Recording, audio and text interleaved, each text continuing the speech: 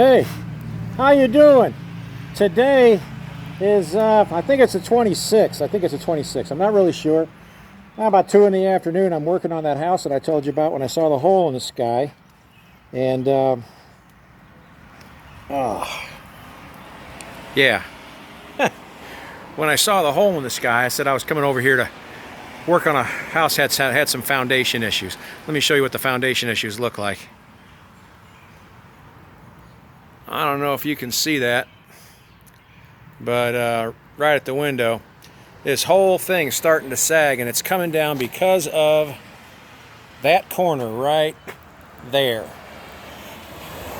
See, that's the problem. The corner of the building is missing some support.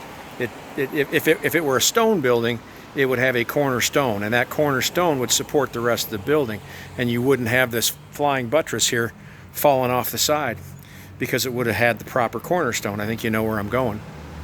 There's people out there that have rejected the chief cornerstone. They've rejected Jesus, and Jesus knows who they are, and he spoke to them. They were the Pharisees. They were in his church. They were in the church of God, Judaism, and they had gotten in there and they had changed things. They were preaching the traditions of men. The builders. The builders have rejected the chief cornerstone. Who works in stone? Who puts mortar together and does all this sort of stuff? That's the problem. These guys have gotten into the churches. There's a book about 10,000 of them. It says, 10,000 famous stoneworkers, I think it is.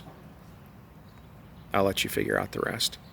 And when you go through that book, all 10,000 names, you'll find that they are in... They're presidents of teachers' colleges, which means they've got their philosophy and their understandings. They only hire the people they want to hire. They only hire people that think like they think. And so the educational system's been infected. One guy's the leader of the American Bible Society back in the 1800s. You think he changed the Bible? How many different versions did we crank out from 18-something until now? Yeah, the Archbishop of Canterbury. This goes way, way up there. And when you look at them, you find out that there's a trend, and they get themselves into positions of power, and then they change everything beneath them, which means by the time it trickles down to us, it's a different gospel. Paul says, consider them accursed, and they are cursed because they've rejected the cornerstone. And the whole house is going to fall. And God says that his judgment shall come first to the house of God. And he sends the scribe in in Ezekiel, I think it's 8.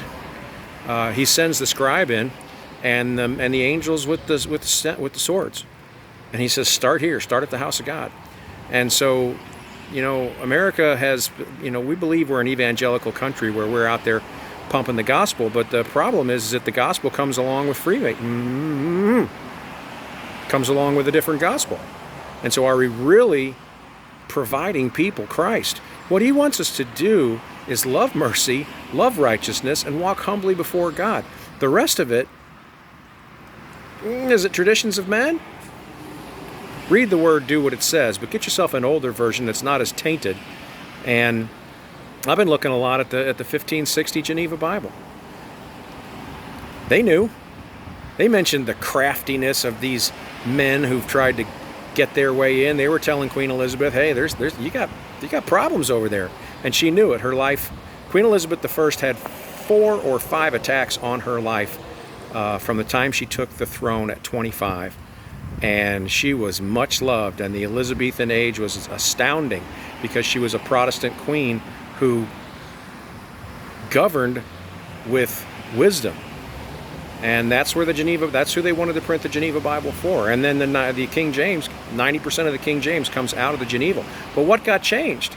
Did they start pandering to people and saying, well, we're going to show favoritism and partiality? Oh, very bad. So make sure your cornerstone's right. Make sure that what you build on your faith starts and it is founded on Jesus and his love and his grace and his mercy. Because that's all people want. They want mercy and they want grace and they want to know that it's going to be okay no matter what happens to them. The people in China, they don't want religion. They want Jesus. There's an interesting trend with countries that were against the stone builders and what happened to those countries. Interesting correlation. I'm not ready to speak on that yet, but there's wolves in the church. And don't give them religion. Tell them about Jesus and what he did for you personally. That's what they want. They want faith. They don't want religion. God bless. Take care.